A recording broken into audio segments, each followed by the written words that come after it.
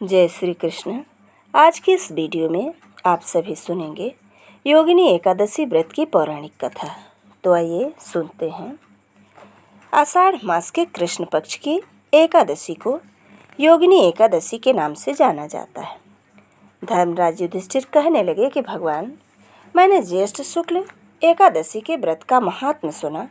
आप कृपया आषाढ़ कृष्ण एकादशी की कथा सुनाइए। इसका क्या नाम है, इसका महात्म्य क्या है, यह भी मुझे अवश्य बतलाइए।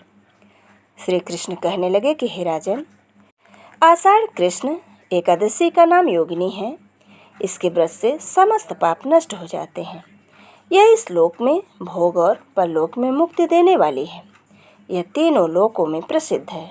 मैं तुमसे पुराणों में वर्णन की हुई कथा कहता हूँ, सो तुम ध्यान पूर्वक सुनो।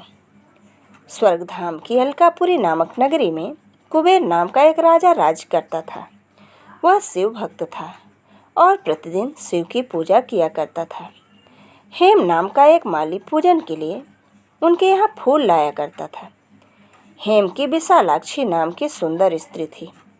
एक दिन वह मानसरोवर से पुष्प तो ले आया, लेकिन कामासक्त होने से वह अपनी स्त्री से हास्य विनोद तथा रमण करने लगा। इधर राजा उसकी दोपहर तक राह देखता रहा।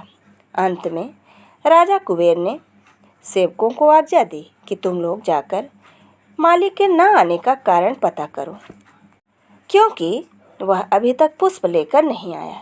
सेवकों ने कहा कि महाराज, वह पापी अति कामी है, अपनी स्त्री के साथ हास्य विनोद और रमण कर रहा है। यह सुनकर कुबेर ने क्रोधित होकर उसे बुलाया। हेममाली राजा के भय से कांपता हुआ उपस्थित हुआ। राजा कुबेर ने क्रोध में आकर कहा, अरे पापी, नीच, कामी, तूने मेरे परम पूजनीय ईश्वर श्री शिव जी महाराज का अनादर किया है। इसलिए मैं तुझे शाप देता हूँ कि तू स्त्री का वियोग सहेगा और मृतलोक में जाकर कोढ़ी होगा। कुबेर के शाप से हेममाली का स्वर्ग से पतन हो गया और वह उसी क्षण पृथ्वी पर गिरा। भूतल पर आते ही उसके शरीर में श्वेत कोढ़ हो गया। उसकी स्त्री भी उसी समय उसके सामने से अंतर्ध्यान हो गई। मृत्युलोक में आकर माली ने महान दुख भोगे। भयानक जंगल में जाकर बिना अन्न और जल से भटकता रहा। रात्रि को निद्रा नहीं आई, परंतु शिव जी की पूजा के प्रभाव से उसको पिछले जन्म की स्मृति का ज्ञान अवश्य रहा।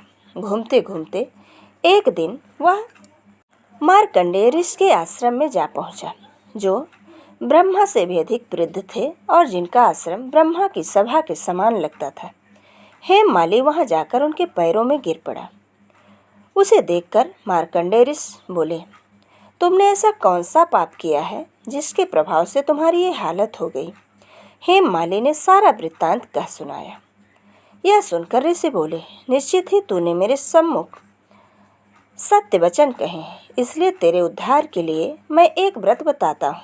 यदि तू आषाढ़ मास के कृष्ण पक्ष की योगिनी एकादशी नामक एकादशी का विधि पूर्वक व्रत करेगा तो तेरे ये सब पाप नष्ट हो जाएंगे।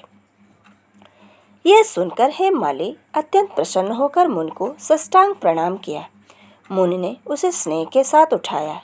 हेममाली ने मुनि के कथनानुसार विधि पूर्वक योगिनी एकादशी का व्रत किया। इस व्रत के प्रभाव से अपने पुराने स्वरूप में आकर वह अपनी स्त्री के साथ सुखपूर्वक रहने लगा।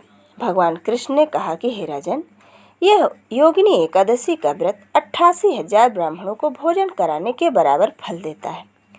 इसके व्रत से समस्त पाप दूर हो जाते हैं और अंत में व्रत करने वाला प्राणी स्वर्ग को जाता है। ये थी आषाढ़ कृष्ण पक्ष योगिनी एकादशी व्रत की पौराणिक कथा। वीडियो अगर पसंद आए तो लाइक ज़रूर करें और मित्रों के बीच में शेयर करना बिल्कुल ना भूलें। जय श्री कृष्ण। राधे राधे।